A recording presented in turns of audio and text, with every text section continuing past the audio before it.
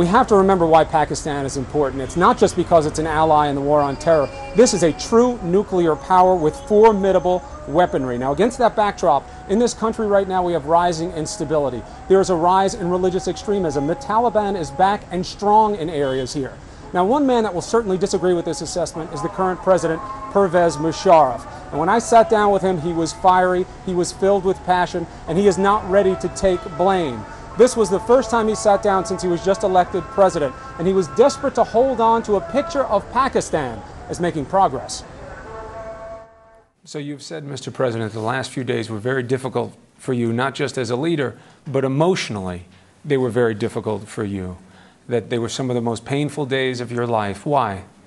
Well, first of all, the idea of breaking from an institution which you served for 46 years, half a century, and where you've worked with all your heart and soul, the pressures of governance, the turbulence in the country, all these created a combined effect. Do you think you can recover from what's being called this second coup that has caused the political opposition, has caused some distress among the people here? How do you think you can regain their trust that you want to do what's right for Pakistan? Well, we'll call the opposition. They have all along these 5 years tried to destabilize me and the government. You said the emergency rule was necessary to deal with security threat and extremists, but you wound up putting many people in jail who were political opponents, judges, media, made people think that's who Musharraf thinks the extremists are, the media, the opponents. It doesn't engender a lot of confidence in you that you believe in democracy. We have to understand, we don't want agitation here.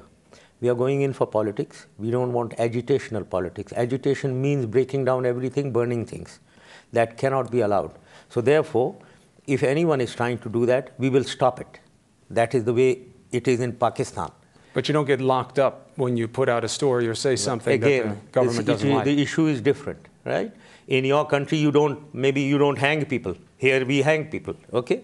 Now don't teach us what you have. We will not impose what you have in your country in Pakistan. You said in your speech, the back has been broken of terrorism. In the West, there is a perception that $10 billion in aid has been given here to help educate and squash terror, and that the situation in many ways seems worse. What do you say?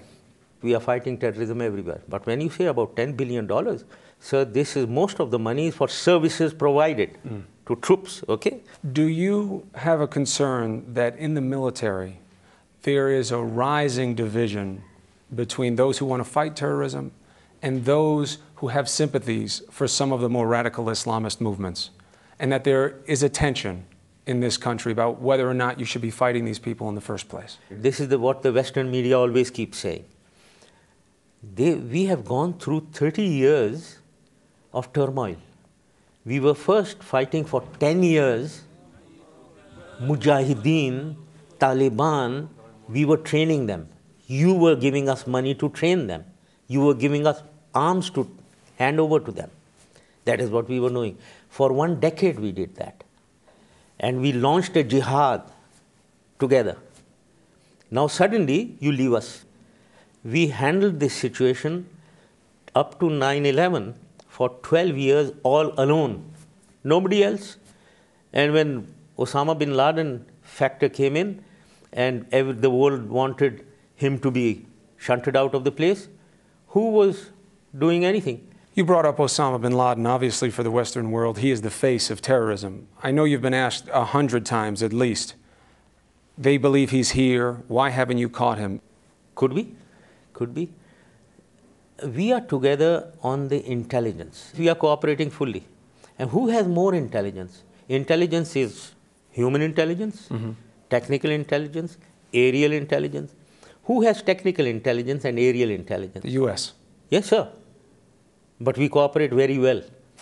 So if there is a failure, it's not Pakistan's failure. Please don't accuse us.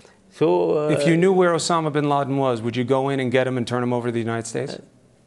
No, let's not go into the semantics, but we will get the target. Yes, indeed, absolutely. Even if it were Osama bin Laden? Absolutely. And you would turn him over to the U.S.? Let's not talk about whether we'll turn him over to the US or we'll do something here. How will we behave with him? We'll treat him very well or we'll beat him up or something. Why get into that? But it's a big question, certainly to the Americans. This is enemy number one for them. They want to know that their friend in Pakistan is on the same page and that if he caught Osama bin Laden, he'd turn him over. I think the people who need to know it. Are you any closer to a deal with Benazir Bhutto to share power? I'm not into any deal with anyone. We are in a stage where we have to have free, fair, transparent elections. We have to see after the elections how things develop.